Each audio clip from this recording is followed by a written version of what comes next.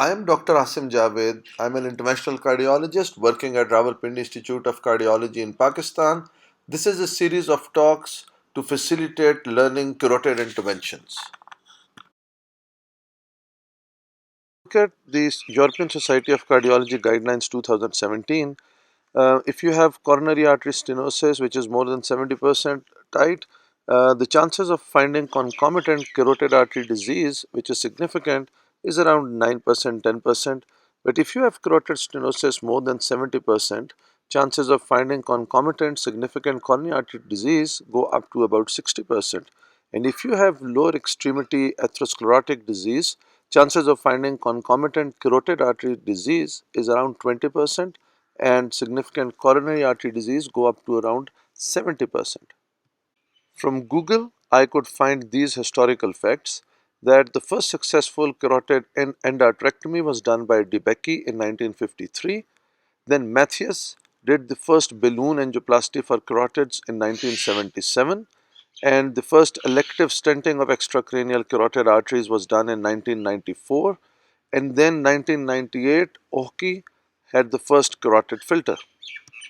These are the trials that established the efficacy of carotid endarterectomy versus medical therapy.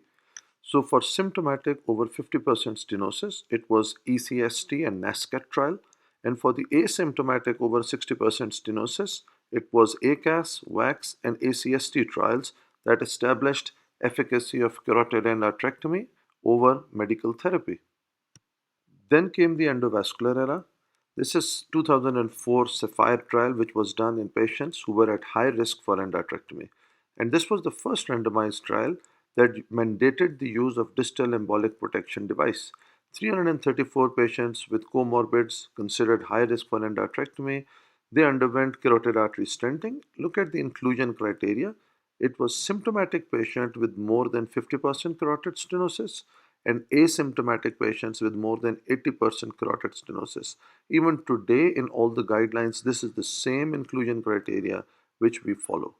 And if you look at the 30-day and 1 year myocardial infarction and major ipsilateral stroke, you can see that carotid artery stenting clearly was non-inferior to carotid endarterectomy. If you look at death, stroke, myocardial infarction, and the composite of primary endpoint of all of these, carotid artery stenting was clearly non-inferior, and based on this, FDA gave the approval to carotid artery stenting to be used as a viable option in all patients who were considered high risk for endarterectomy. And even at 3 years, carotid artery stenting remains non-inferior to endarterectomy. Another major trial was CREST trial. This used Abbott's Acculink and Accunet technology, but this was done in standard or average surgical risk patients. If you look at the 1 year primary endpoints, look at any death, stroke, or myocardial infarction, there is no statistical difference between stenting or endarterectomy. If you look at all strokes, 4.1% for stenting, 2.3% for endarterectomy. So higher stroke rate in carotid artery stenting as compared to endarterectomy. But now if you look at the major strokes, there is no statistical difference, which means the higher stroke that you see in carotid artery stenting was actually minor strokes and did not leave any residual deficit behind. But if you look at the myocardial infarction, there is a higher myocardial infarction rate with endarterectomy as compared to carotid artery stenting. So what we conclude from this trial is that carotid artery stenting and carotid endarterectomy both have very low stroke rate, although slightly higher with stenting as compared to endarterectomy, but it's mainly the minor stroke, not major stroke.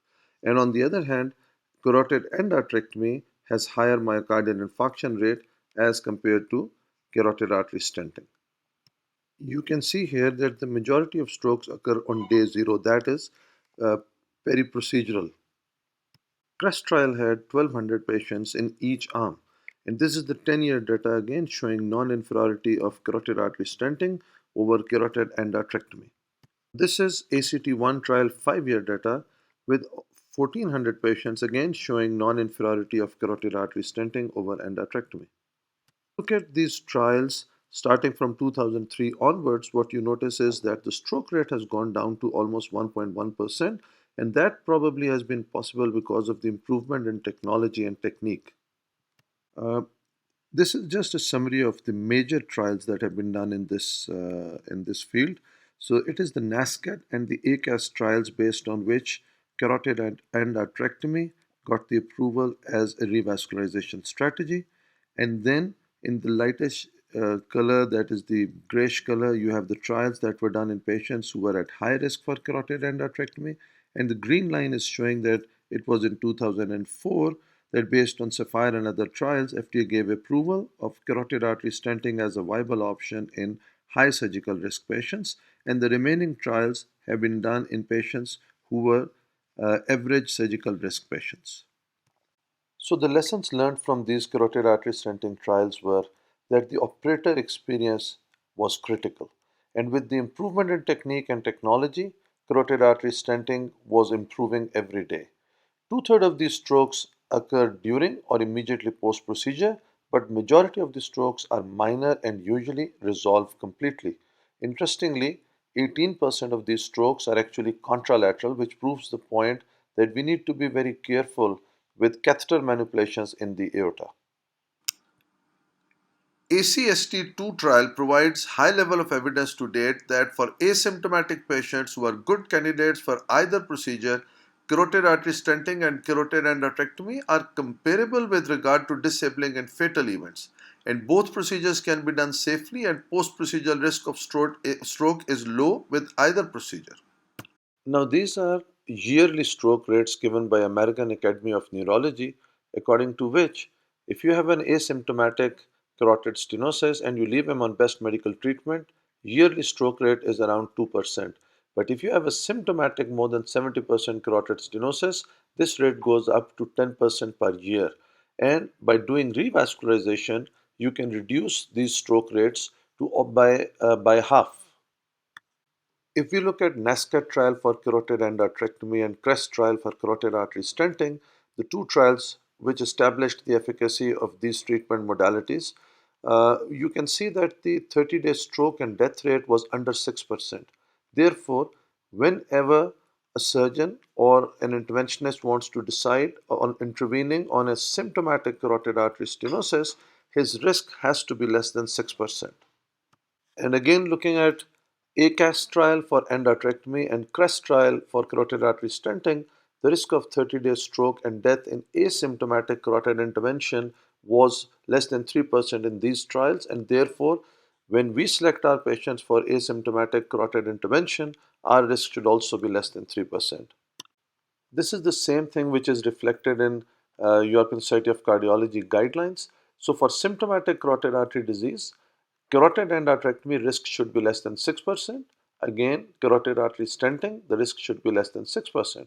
And for asymptomatic carotid artery disease, the carotid endarterectomy and carotid artery stenting risk should be less than 3%.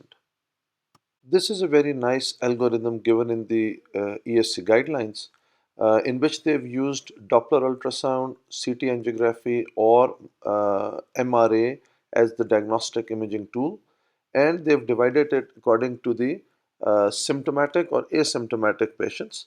And now the definition or the cutoff that they've used for the symptomatic is recent, which is less than 6 months symptoms of stroke or TIA. Now, this is further divided into asymptomatic and symptomatic patients, and there are different scenarios that have been given in the algorithm. If we go in the middle, there is a occlusion or near occlusion. So, if the patient has 100% occluded carotid artery, the patient is to be left on medical therapy. So, this is very important to understand. If the carotid is 100% occluded, now you do not intervene on this patient. This patient has to remain on medical therapy. By intervening on this patient, there is more likelihood of material embolizing from it and going up to the brain and occluding the cerebral artery and causing a stroke. Therefore, a completely occluded carotid artery is a contraindication to any intervention unless it's an acute stroke and you are doing an acute stroke intervention. So that's a different scenario. We are here discussing the elective carotid interventions. So elective carotid intervention, asymptomatic or symptomatic, if it's 100% occluded, there is no intervention for that patient. Again, looking at the carotid stenosis, which is less than 50%, Whether symptomatic or asymptomatic, it remains on medical treatment again. Now, looking at the symptomatic arm, if any patient has carotid stenosis more than 50%, he needs revascularization, and therefore, for symptomatic more than 50%, you need to revascularize. If you look at the asymptomatic arm, any carotid stenosis, according to the guidelines, between 60 to 99% asymptomatic, you have to look for some other features like life expectancy more than 5 years, favorable anatomy, and more than one feature suggesting higher stroke risk on medical treatment. Then this patient also needs revascularization. We will see these high risk features later on. But if you look at the whole algorithm, according to the 2017 guidelines, endarterectomy still remained as choice 1 and carotid artery stenting as choice 2. However, in high risk patients, carotid artery stenting does become a viable option and gets priority over endarterectomy. What are those high risk patients? That we will again see later on. On ground, practically what is being done is that any symptomatic patient with more than 50% carotid stenosis gets revascularized, and any asymptomatic patient with more than 80% carotid stenosis, he also gets revascularization. Now, these are some of those high risk features for the asymptomatic carotid patients, like contralateral TIA or stroke, ipsilateral silent infarction. Then there are some ultrasound imaging criteria, and then some MRA criteria like intraplaque hemorrhage or lipid rich necrotic core. So, if any of these features are there, this asymptomatic carotid stenosis, even from 60% above, requires revascularization. This is a very nice paper telling us how to identify patients with asymptomatic carotid stenosis that could benefit from endarterectomy or stenting. So, one of the most common criteria used is Doppler ultrasound velocity. So, this has been taken from NESCAT criteria, and according to this, if the end diastolic velocity in the internal carotid artery across the stenosis is more than 100 centimeters per second, then that carotid stenosis needs revascularization. So, what about the antiplatelet regimen? So, if there's an asymptomatic patient and is left on medical therapy alone, then all that he requires is lifelong single antiplatelet agent. If there is carotid artery stenting, the criteria is the same as used for coronary bare metal stents, which is dual antiplatelet therapy for 1 month, followed by lifelong single antiplatelet agents. And then for carotid artery stenting, it's again lifelong single antiplatelet agent. And the doses recommended are 75 milligrams of aspirin and 75 milligrams of clopidogrel for carotid intervention. So, what about the timing of revascularization? So, in a patient of TIA or stroke, it is a class 1A indication to intervene as soon as possible, preferably within 14 days of symptom onset. The reason for this is that following the initial event, the risk of stroke is 1 to 2% per day in the first 7 days and then 2 to 4% in the first 30 days. It's a class 2A indication to use embolic protection devices during carotid artery stenting. So therefore, we must use these embolic protection devices, and we will we will look at the evidence behind that in a talk on embolic protection devices. So now, in the last few slides, I'm going to talk about the subject which is, I think, of a lot of interest to the interventional cardiologists, because this is about stroke occurring post-CABG. So this is seen in 1 to 9% of cases. Most strokes occur within 48 hours of CABG, and interestingly, cerebral hypoperfusion and atheroembolization from the aortic arch is responsible for almost 75% of these strokes, small vessel disease in 13%, and only 5% of strokes occur due to carotid disease. So, 95% of strokes that occur post CABG are not actually related to the carotids. For patients who have been symptomatic, that is TIA or stroke in the last 6 months and are now due for CABG, it's a class 1A indication to do a Doppler ultrasound to look at the carotids. But for those patients who've been asymptomatic from the carotid side and require urgent CABG, it's a class 3 indication to go for Doppler ultrasound. as per these guidelines, if the patient needs CABG but is symptomatic, that is within the last 6 months has had TIA or stroke and has carotid stenosis of more than 50%, then this patient needs carotid revascularization before CABG, and they've recommended endarterectomy as the first choice and given it a class 2A indication. But I will discuss this endarterectomy versus carotid artery stenting issue later on. But for now, anybody with more than 50% symptomatic carotid stenosis needs revascularization before CABG. Now, this is a very important slide giving us guidelines for patients undergoing CABG with asymptomatic carotid stenosis. So, for a patient with unilateral carotid artery stenosis, which is asymptomatic, it is class 3 indication to revascularize that patient before CABG. So, remember, unilateral asymptomatic carotid stenosis does not need revascularization before CABG. So, when to revascularize carotids in asymptomatic patients undergoing CABG? So, carotid revascularization, if you've got significant bilateral carotid artery disease or there is significant carotid artery disease on one side and the other side is 100% occluded. These are the two conditions in which asymptomatic carotid stenosis needs revascularization before CABG. So, what practically is actually followed is that the sum of bilateral carotid artery stenosis, if that equals or exceeds 160%, then you need to revascularize one of the carotids, whichever is more severe. So this is asymptomatic carotid stenosis. I would repeat that the sum of both carotid stenosis, which means if one side is 80% stenosed, the other side is also 80% stenosed, that means the sum is 160% stenosis, and then you need to revascularize one of them, whichever is more critical, before the patient undergoes CABG. The other option would be one side is 80% stenosed or 90% stenosed, but the other side is 100% occluded. In that case, again, the sum is more than 160%, so you will revascularize the other side.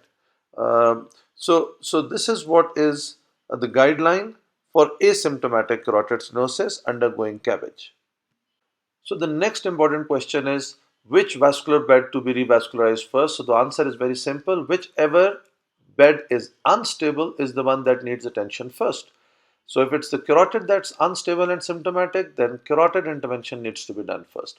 So what happens if we stage the procedures? So if you do carotid revascularization first, followed by CABG, two modalities available. One is endarterectomy, and then you do CABG, there is a high rate of myocardial infarctions. If you do carotid artery stenting and then follow it by CABG, there is a high risk of bleeding during CABG due to the dual antiplatelet therapy. If you do CABG first and then follow it by carotid revascularization, it carries a higher risk of stroke. So how about combining the carotid revascularization with CABG? Indications could be left mainstem disease, unstable angina, etc. So if you do endarterectomy and CABG simultaneously in the same sitting, it carries a high rate of morbidity and mortality, and this has been shown by different trials that have happened. And if you combine carotid artery stenting with multivessel PCI or CABG, that seems more of a viable option, and that's what is actually being followed more in the West. And whichever bed is unstable, again, it comes for revascularization first. To give an example, these are three patients who have triple vessel coronary artery disease and are candidates for CABG. So the first patient is a 57-year-old gentleman, has unstable angina, has unilateral carotid artery stenosis, but that is asymptomatic unilateral carotid artery stenosis. And so which bed to be revascularized first? So the unstable bed is the coronary bed. So he needs CABG first, and in any case, he's got unilateral carotid stenosis, which is asymptomatic. So from the guidelines, we know that we do not need to revascularize asymptomatic unilateral carotid stenosis before CABG. So in any case, he needs medical treatment for that for now, and he needs to address the coronaries first. In the second case, the patient has stable angina. So now at least the coronaries are not unstable. So it's stable angina requiring CABG for triple vessel. He's got carotid artery stenosis again, which is unilateral, but he's got stroke or TIA in the last 6 months. So that is a yes. So it's a symptomatic unilateral carotid stenosis with stable angina requiring CABG. So this patient will have carotid intervention first, and then the patient will go on to CABG. Then the case 3 again has stable angina and has bilateral carotid artery stenosis and has got symptoms as well. So again here the unstable bed is the carotid bed. So you need to revascularize carotid first, and then the patient will move on with CABG. And then the CABG post-stroke, if patient has had stroke, then the CABG should be delayed to allow restoration of autoregulation and remodeling of cerebral parenchyma. Now let's look at the most important question: which modality of treatment should we adopt for any carotid revascularization? So if you look at carotid endarterectomy, it's inexpensive, it is effective, it is durable procedure in low surgical risk patients. Now, the other two indications, young age and concentric calcification in carotid lesions. So, remember, young age and concentric calcification are not at all candidates for carotid artery stenting and should always be preferred for carotid endarterectomy. These two indications are the most important ones. And if you look at carotid artery stenting, it is a very optimal strategy, especially in patients who are at high risk for carotid endarterectomy, which could be patients with contralateral occluded carotid artery. So one artery is already 100% occluded, and they need to clamp the other artery during endarterectomy. They might use shunts and all, but it does increase their risk of stroke, and therefore these patients with contralateral total occlusion are good candidates for carotid artery stenting. Then patients with prior neck dissection or prior radiotherapy. Then patients with surgically inaccessible lesions, patients with vasculitis, Takayasu arthritis. Now this is what concerns us the most. Recent myocardial infarction, patients requiring cardiac surgery, patients with unstable cardiac status, they are all better off with carotid artery stenting as compared to carotid endarterectomy. If you look at the early less than 30-day stroke rates, then there is higher rate of minor strokes with carotid artery stenting. So not disabling strokes, minor strokes. And in the late, there is no difference between the two. And in selected cases, carotid artery is stenting is safe and maybe better off, especially where the risk of myocardial infarction or cranial nerve injury can be reduced. So when in the West, I was training in USA and in Europe, where I've gone around for carotid artery stenting, what I've seen is that there are two indications, rather only two indications, where they prefer endarterectomy over carotid artery stenting. One is young age, and the other is concentric calcification in carotid lesions. By and large, all other carotids are actually undergoing carotid artery stenting now, because the results are pretty good with carotid artery stenting. With improved technology, with improved techniques, with improved the operator experience, carotid artery stenting is proving to be quite safe and a very good alternative to carotid endarterectomy. This is just to show you an example. Look at the concentric calcification. So this concentric calcification, you cannot expand with a balloon. You can't do rotablation in carotids, otherwise everything is going to embolize to the brain. So the best option for this patient would be carotid endarterectomy. Similarly, a very unfavorable carotid anatomy would be another option, where you might prefer carotid endarterectomy, and then young age, as I already described. Here again, you can see bilateral heavy calcification that you can see here. And if you look at the figure on the right, it's a very unfavorable sort of an anatomy for carotid artery stenting. So again, these two cases would probably be better off by sending for carotid endarterectomy. So the principles for carotid artery stenting and bilateral carotid stenosis are: that you avoid bilateral stenting in the same session. You don't do both carotids together in one sitting. Uh, if you've got symptomatic stenosis bilaterally, then you do the symptomatic stenosis first, then wait for 30 days and do the other stenosis after 30 days. If you've got bilateral asymptomatic carotid stenosis, then you will first treat the most threatening lesion first, which is more in severity or is ulcerated, and then again you will wait for 30 days to treat the other side. So why stage the procedure? Why do we want to give 30 days in between the two carotid stentings? So the risk of a procedural neurological event is halved by staging the procedure. The risk of severe hypotension is dramatically reduced, because if you inflate a balloon at the carotid bifurcation and press upon the carotid baroreceptor, you get significant hypotension during the procedure.